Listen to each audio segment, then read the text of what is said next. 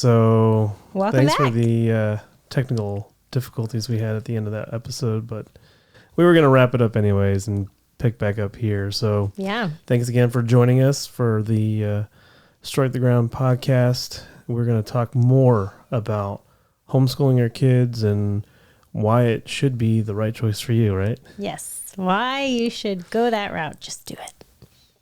Just do it.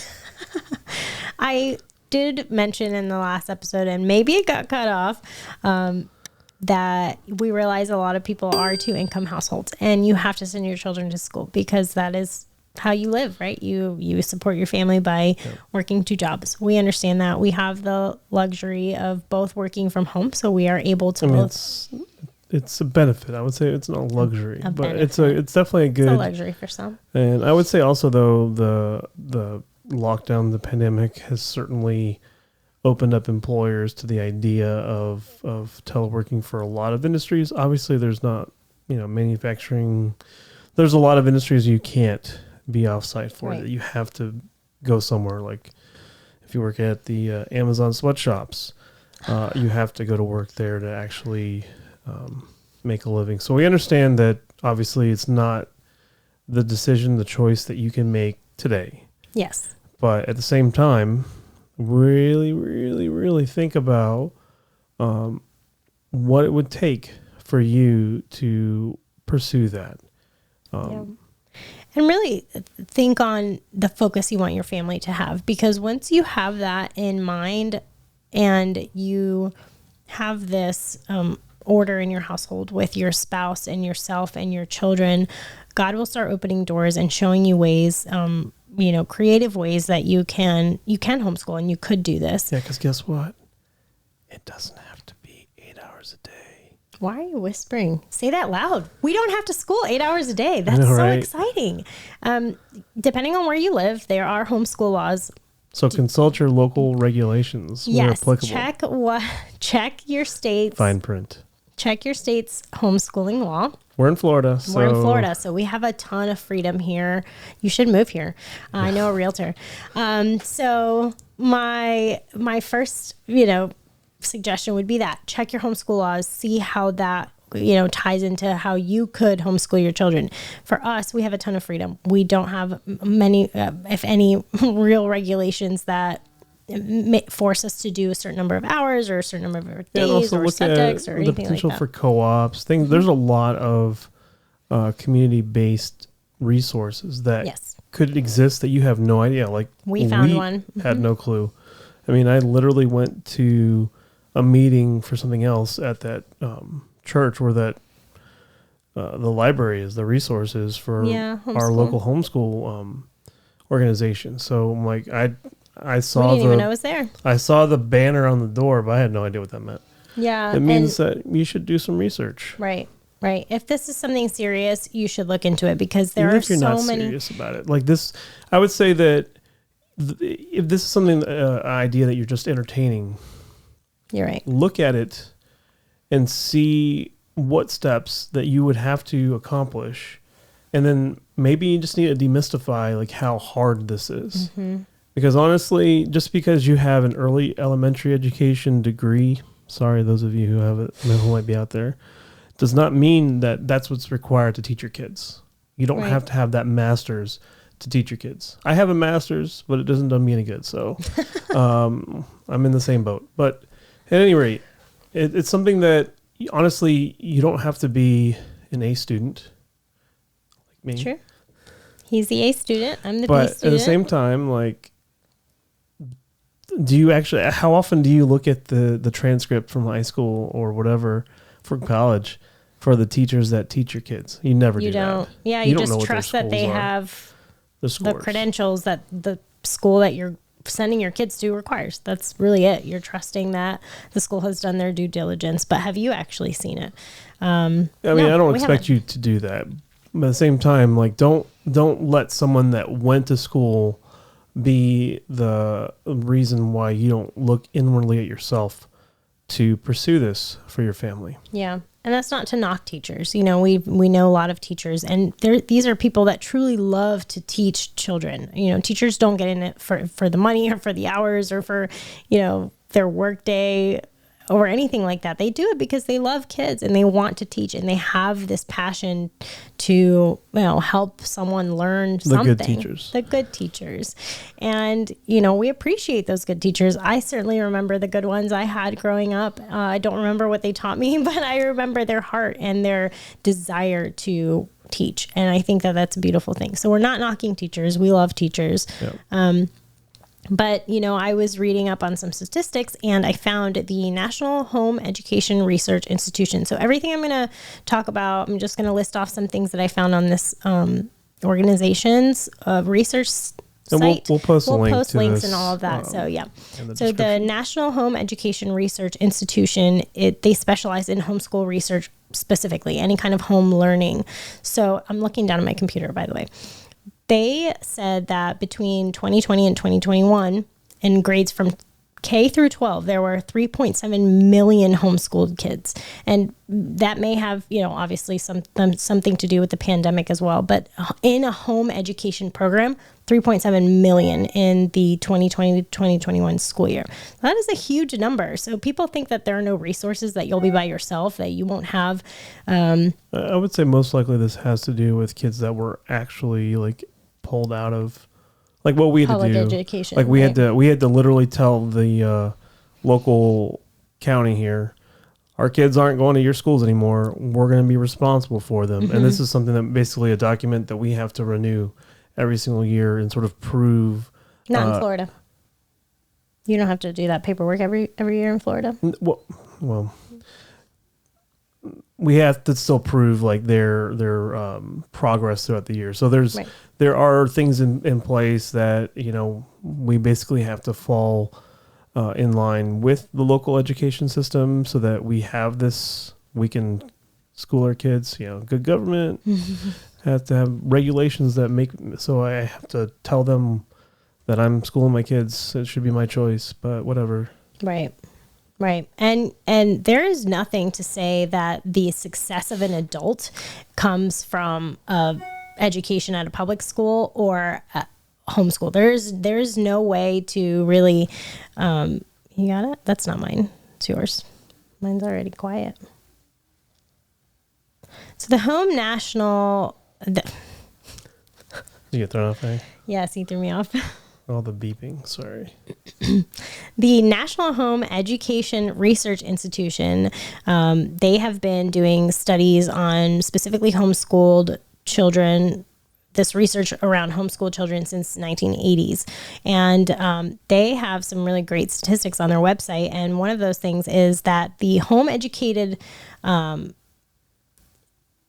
don't know why I can't get this out.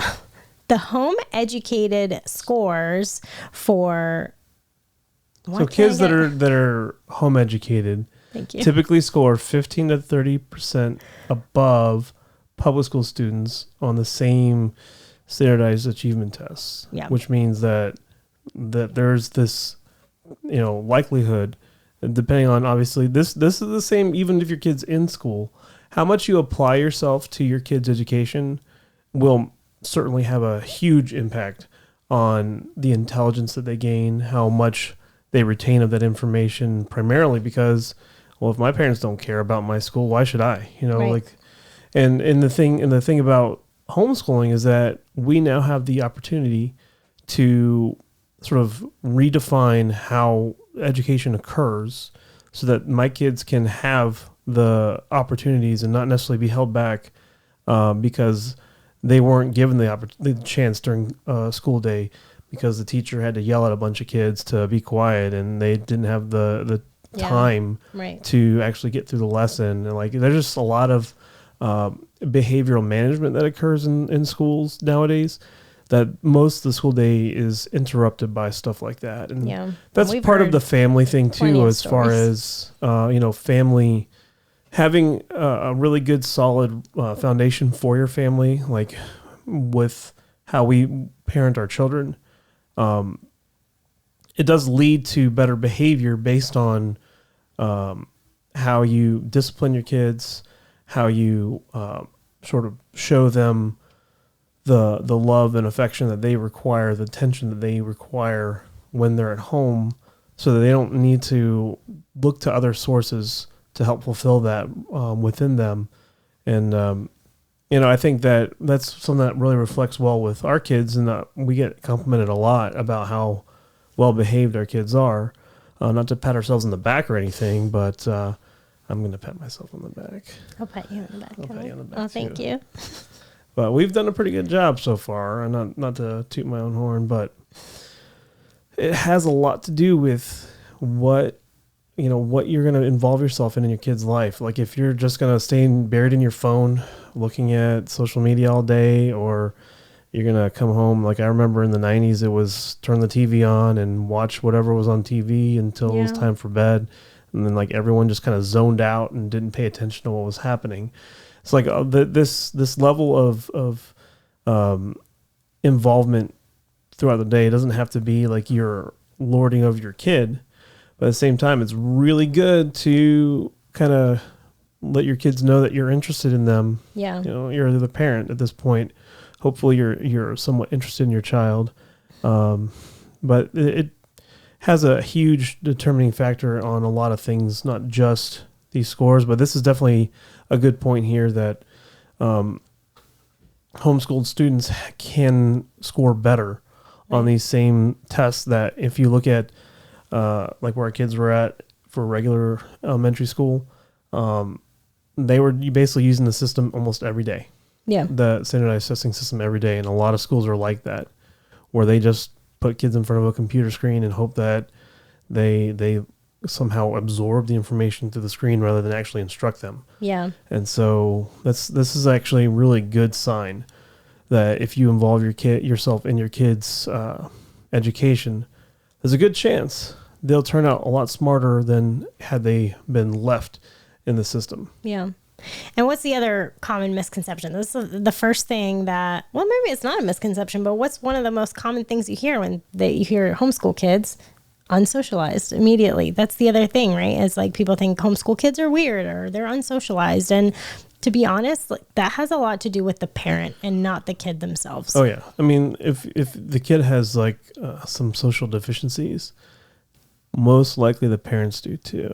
Yeah, it's true. And this is something that unfortunately in our like this day and age where we want to be hermits, like everyone wants to be a homebody. Yeah. It's kind of sad, honestly, to be a homebody and look at, watch something on a streaming service for hours and hours and hours and make that your repetition, like that pattern of life, to the point that you don't see the outside. You don't experience, like we got to experience last night, going to the beach, just something we wouldn't do on a Monday afternoon. Right.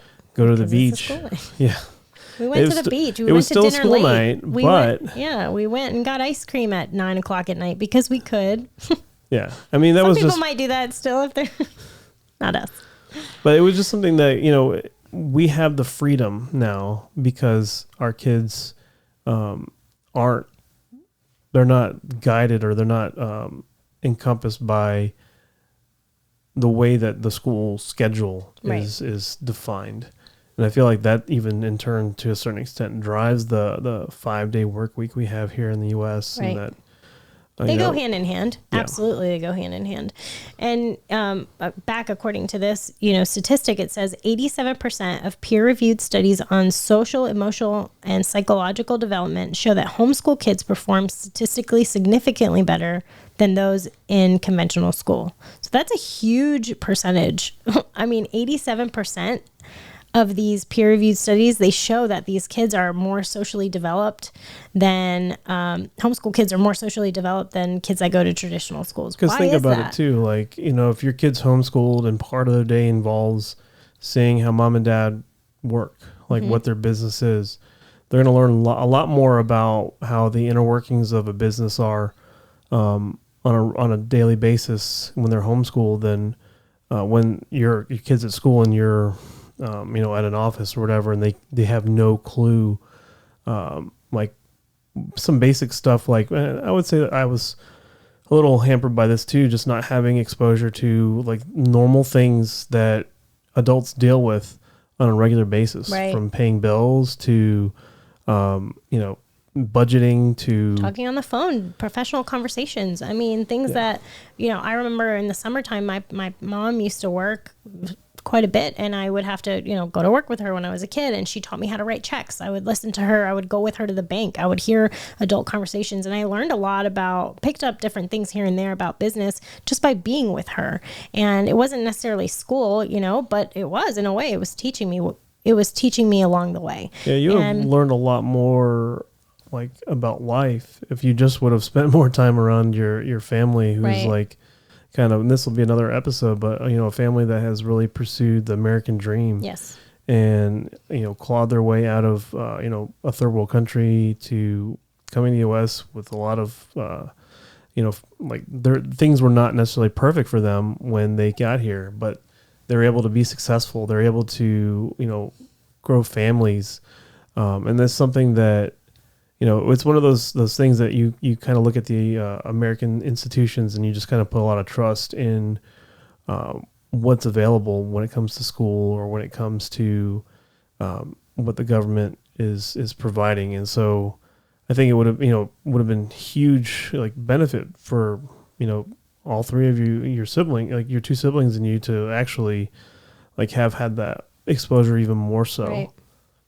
Yeah, and a lot of times we think we're too busy to homeschool, or we're too busy to, but truly, how can you be too busy for educating your children? I think back to the times I would say that, and I think like, well, then what was my focus on? What was I busying myself with? If it's not the family, and if it's not the pursuing of this tradition and this beautiful, like where the roots come from, and coming back to the intent of the family, then what was my focus on? I had to do a lot of like thinking on what my priorities were. Where was I putting my time? Where was I spending my hours that it wasn't with my children? And I would think about the hours they spent away from home. I'm like, okay, well, they're learning some stuff. I guess they're getting straight A's on their report cards. They must be learning something, but they're, like Pierre was saying, they're not learning 8 hours straight. They're not. There's other things going on. And we don't have to sit down now and do 8 hours of schooling here at home. We have the freedom to kind of tailor what their interests are, and also keep in mind the true, like, foundational, important subjects that we want, that they are going to use when they're adults, that are really going to benefit them when they're adults. Well, like, to go back to this point here that that kids that are homeschooled have the ability to be more socially developed has a lot to do with the ability, not just being around you and engaging those conversations, but oftentimes you might find yourself in community with people who are like-minded. And so their kids will share similar values to your kids and your family. And ultimately, there's going to be a lot of communication and social development that occurs between those kids. And so you kind of get to choose like what social environment your kids wind up in versus my parents had no idea. Mm-hmm. The things I was exposed to, like in elementary school and middle school and stuff. And I would say a lot of what we see today, like what kids are being exposed to, are things that you would never think, you'd never believe would be possible when it comes to a lot of the social engineering that we see that's occurring from outside sources, outside of external to your family. And honestly, this is something that you need to take control of with your family, with your kids, because you don't know how much influence it takes from the outside to really mess up a kid's head and really like kind of steer them in the direction. Because there's going to come a point in time in your kid's life where they're going to ask you, why didn't you protect me? Right. Why didn't you come through for me, like to shield me from this? Why didn't you make it so that, why didn't you make me safe? Like, those responsibilities do fall on you as the parent. They would fall on you because God has entrusted you with raising the kids that He has blessed you with. Yeah. And so it's really important that you take that responsibility seriously, because ultimately you can't blame the institution. Like in the end, like, you had the decision, you had the choice to continue putting your kid in that school or not. Yeah. Whether you took the opportunities to pursue career things or financial things that will allow you to homeschool your kids, that decision is on you. So just keep that in mind. That, I mean, I sound kind of serious about that, but at the same time, like, look at what's happening to our kids today. Yeah. And if you're, worried about college, my dad, I didn't tell you this, honey, my dad called me and he, I told him about homeschool and he's had some time to process, and he calls me and he's like, what about college?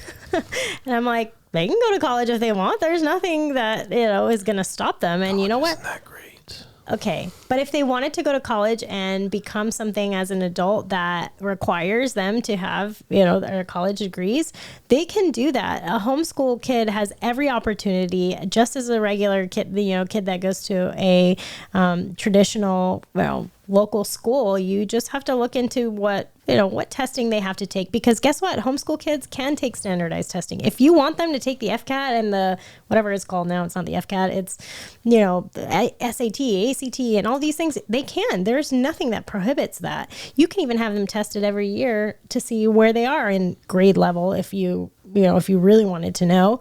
By the way, grade levels they don't mean anything. But you can. There is nothing that says that you can't be on top of that if that is something that's important to you. Homeschool can be tailored to what is important to you guys as a family. It's not just like, oh, it's a free-for-all or yeah, I mean, there's definitely a more holistic approach that you can take with education, so that you're not confined to, my kid is this age, so this is the grade they're going to be in. They can only do this grade. I want them to, be 2 grades ahead because I want my kid to go to college sooner or whatever. Those are not necessarily restrictions that you have to abide by. You don't have to, make your kids live in this box when it comes to how they're schooled, because, ultimately, if you are there to kind of unlock whatever barriers they have to learning, whether it's the need to be in like sort of a kinesthetic environment where they're doing things like proactively to learn, versus just sitting here reading books or being lectured to. Yeah. That there's definitely that flexibility. You probably see a lot less diagnoses of ADHD or ADD, right, just because kids have this energy that needs to be gotten out somehow in some way. So that's something that I would definitely look to and really understand what my kids' needs are based on them, and not based on what the system says. Right. Yeah, and each child is so different. They're going to have different needs, and that's okay.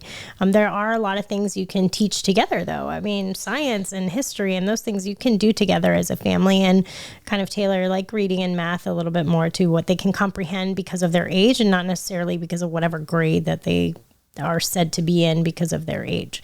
So a lot of parents just don't think that they can, because they can't coordinate with work. And again, we get that.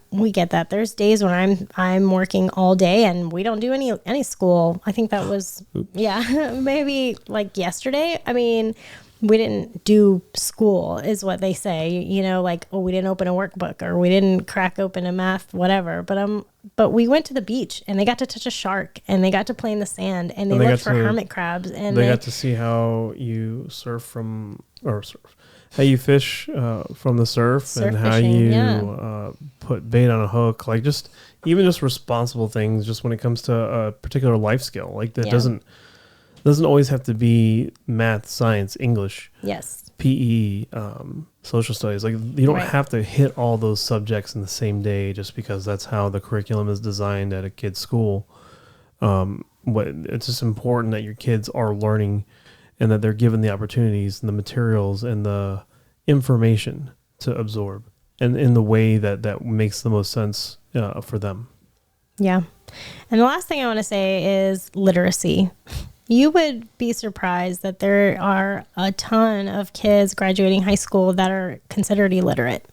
And there are organizations out there. There's one in particular called Literacy Inc. That is their name, very blunt. Their goal is to help adults believe it or not, learn how to read, and at a higher level than like a third grade level. This is a huge problem because we're plopping our kids down in front of computers to click through and pass things. And they're like, okay, they could read maybe these words, but they're not retaining anything. And comprehension has a lot to do with reading as well. And there's a huge, demographic of kids that are graduating high school that are considered illiterate or can't read above, a fifth grade level book or a fourth grade level book. And well, that's part of it's has a lot to do with all of the autocorrect that we find in our autocorrect, yes, composition programs. And no spelling messaging. bees. You were acing. He was passing, winning spelling bees in the second and third grade and first grade. Oh, I'm sorry. Starting in first grade. Starting in first grade, but he went through a couple more years, and our kids never did spelling bees or anything like that. It wasn't even an opportunity. Like no, there's no like this idea of we can't put kids against each other. We can't have competitions, right? Whatever. Because like, there can't be ridiculous. one winner. Everybody has to win. But according to this Literacy Inc., 32 million adults in the U.S. cannot read above a fifth grade level, and 19% of high school graduates can't read. And that's not just like a can't read past the level. They just can't read. 19%, 18-year-olds. I mean, that is mind-boggling. The audiobooks are convenient, but at the same time, I think the absence of having like visceral, like tangible books that are there should be a balance. You can turn the pages on, like by removing that and solely relying on someone else reading to me like a story. That puts a disadvantage to reading a lot of other material. Like, it'd be really important if you could read the fine print on or all that legal information when you're signing a mortgage, when you're buying a car. Like, you need to be able to comprehend a lot of this information. And if you don't have the ability to read, man, you're out of luck. Yeah. I'm going to leave you with this other statistic. It says that whether homeschool parents were ever certified teachers or not has nothing to do with their kids' academic achievement.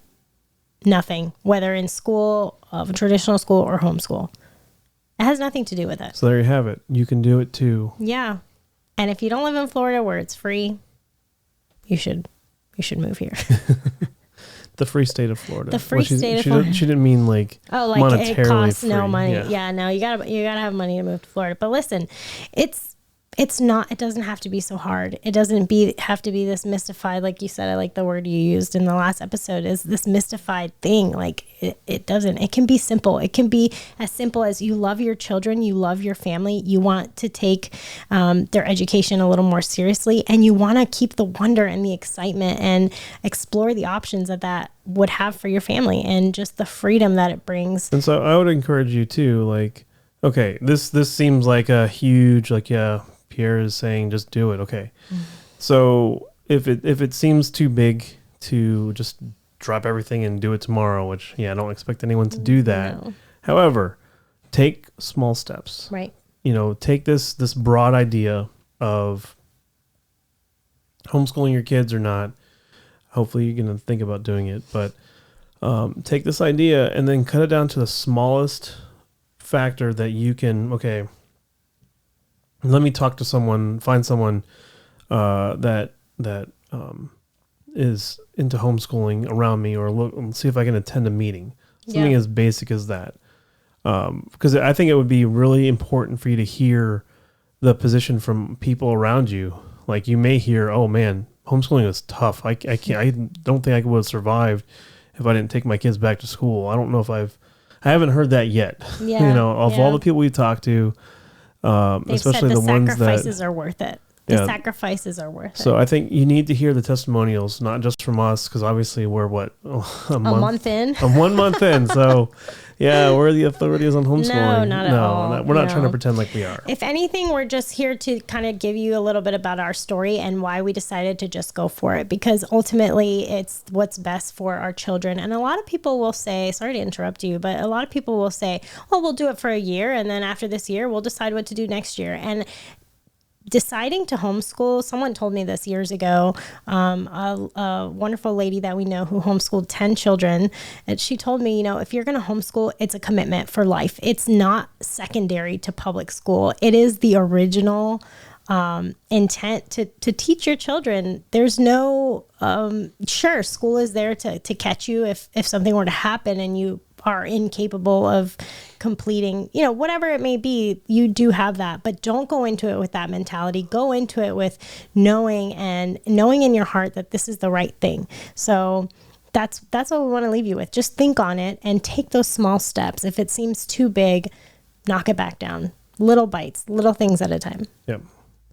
And, basically we'll talk more about this in depth and like what we're doing, what steps we're doing. But I think just it's good for you to hear like where we're coming from and like what sorts of ideas have helped us sort of go down this route that it doesn't have, you don't have to worry about your kids struggling academically compared to everyone else or developing socially compared to everyone else. Honestly, there's just so many cliche things you hear about homeschool kids that would probably apply to a lot of public school kids. Yes. You just don't have anyone going out and talking about it, honestly. I heard a teacher say that there's just as many socially awkward kids in school than out of school. Yeah. So with that, we appreciate you hanging out this long. Thank you so much. Join us next time. We'll talk more about this in a future podcast, but make sure you come check us out next time we have a podcast posted. Thank you. Thanks.